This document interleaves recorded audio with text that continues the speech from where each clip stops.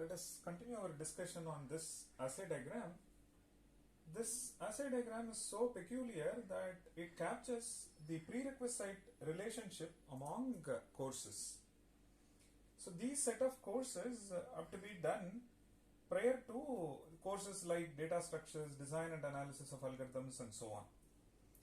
So this is a perfect application. You are given set of courses, say 56 courses to be scheduled over a period of 4 years for an undergrad program in, say, computer science.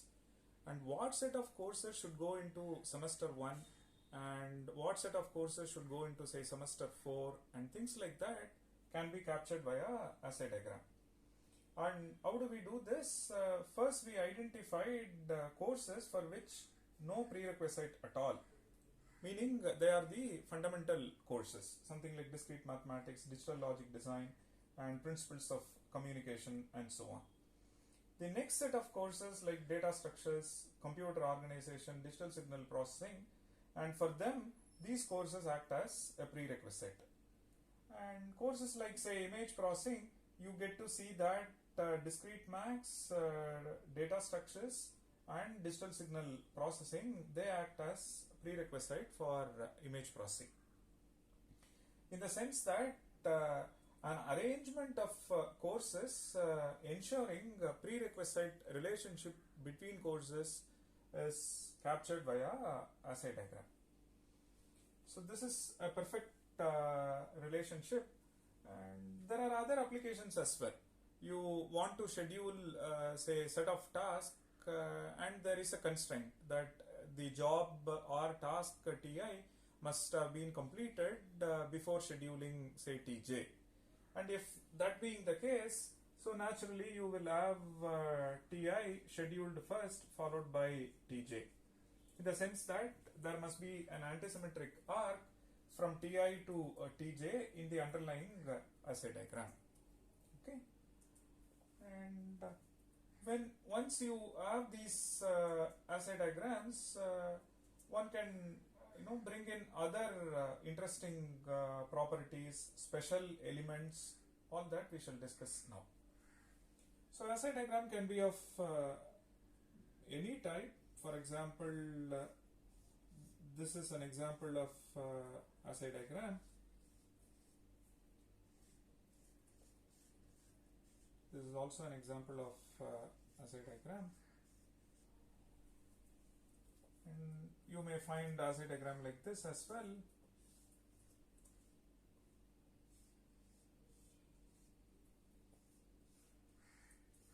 Need not be connected. So these set of courses or these set of vertices or elements, they are not related to this set, but together they are part of a relation. Okay.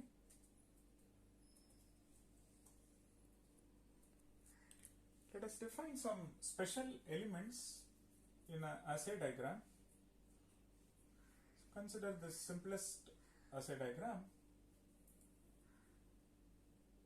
So this element with respect to the set A has got 1, 2, 3, 4, and there is a relation and corresponding the corresponding assay diagram is this. That relation is a partial order. So this element is called least element, and this element is called greatest element.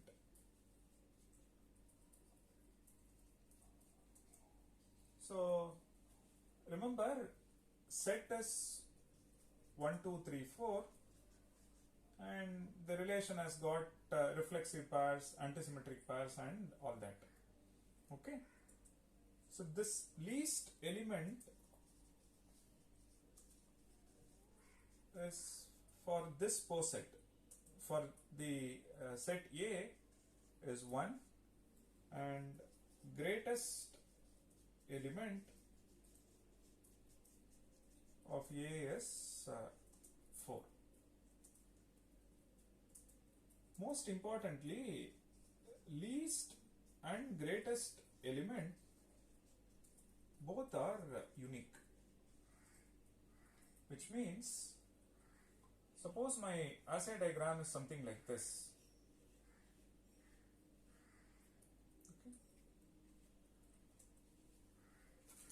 my set has got 6 elements.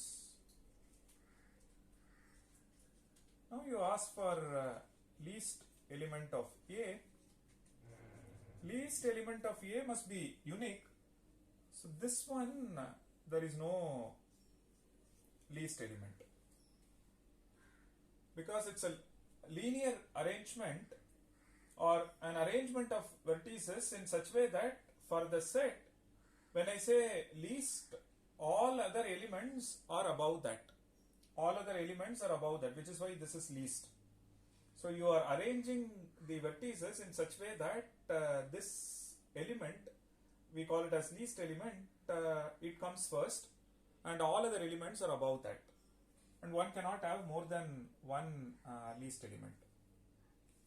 However, this has got greatest element. Greatest element of A is 6. Okay. Let's look at this as a diagram.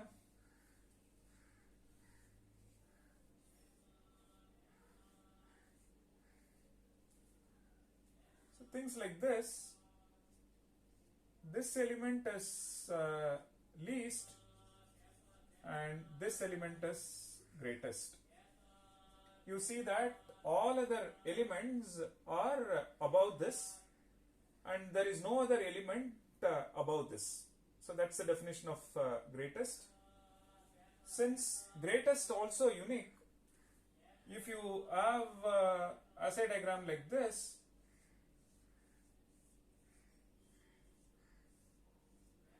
now this has got a least element but no greatest element. So for this, there is no greatest element.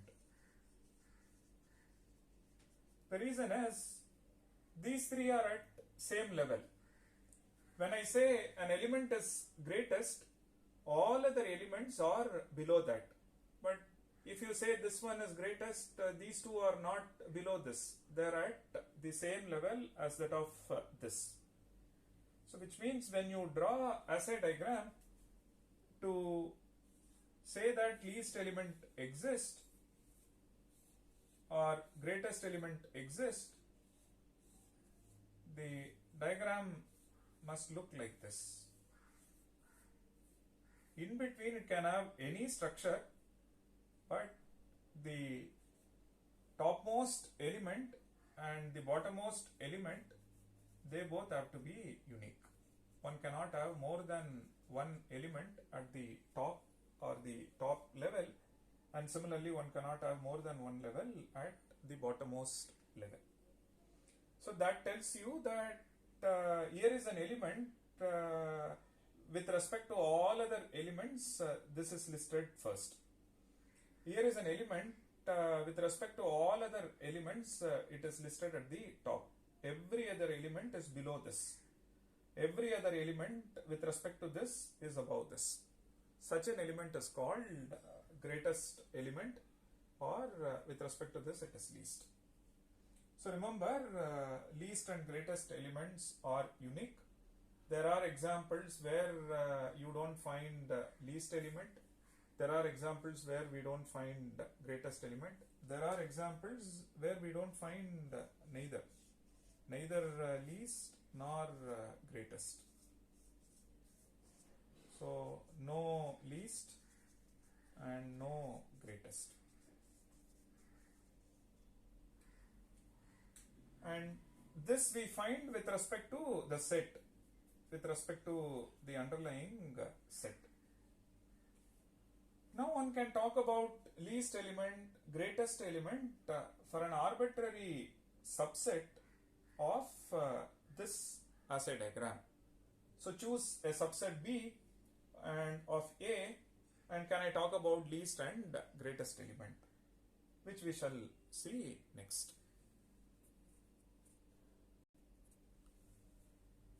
Consider this assay diagram.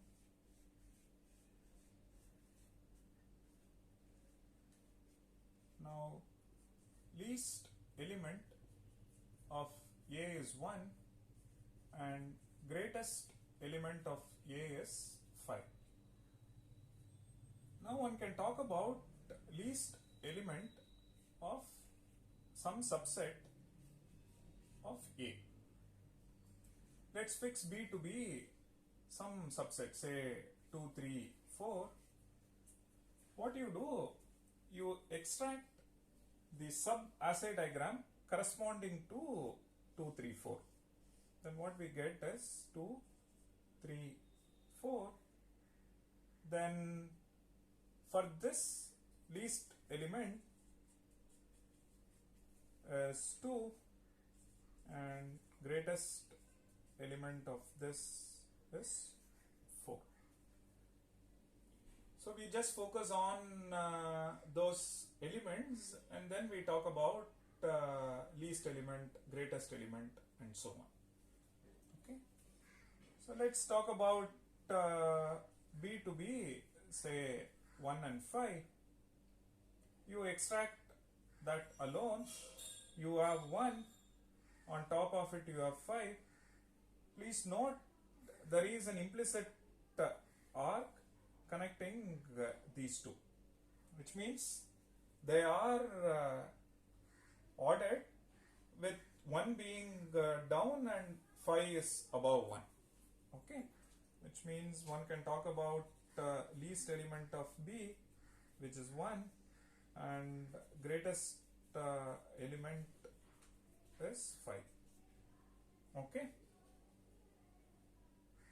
so let's look at this assay diagram.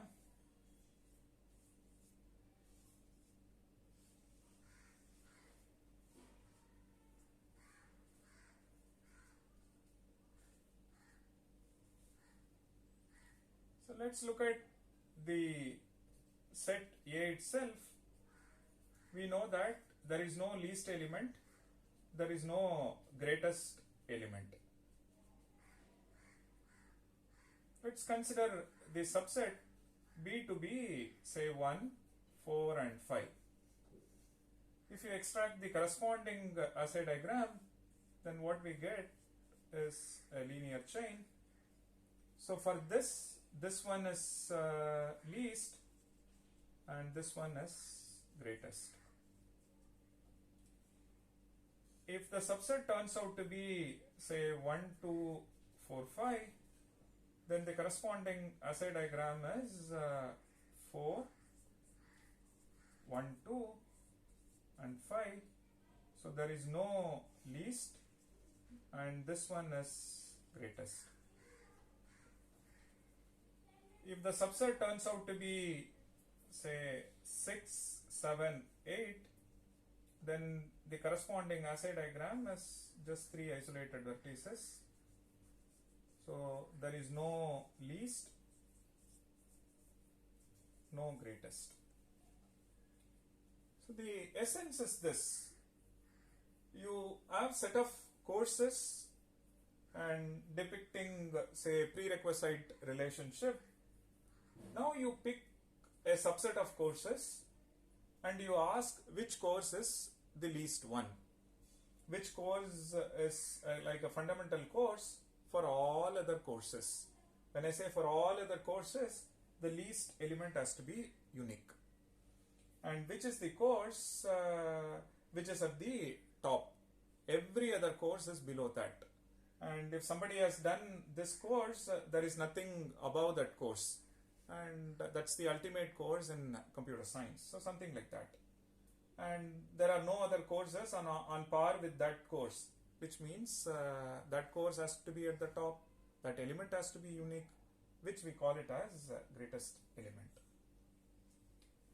So it's a beautiful theory that we have seen in couple of lectures, starting from sets to relations to graph models. And the interesting part is the graph plays a role in picturizing things, not just that, in trying to understand the underlying problem better.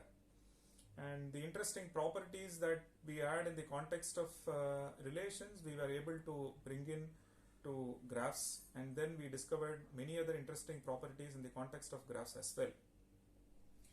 And towards the end, we saw that something called assay diagram and applicable for partial order relation is trying to order the underlying set. So far we have been focusing on relations and the underlying set was implicit.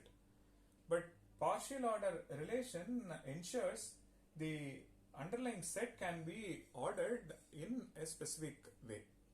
And that has got applications when we try to schedule jobs, when we try to schedule jobs with priorities, when we try to schedule jobs which has got some certain prerequisite relationship that so and so job has to be completed before scheduling this, and things like that can be modeled via assay diagram or partial order relations. Okay, and this is a special relation, and we have seen interesting properties both in the context of graphs as well as in the context of relations. We shall look at yet another special relation and other interesting properties and how are they related to underlying graph models. All that we shall see next.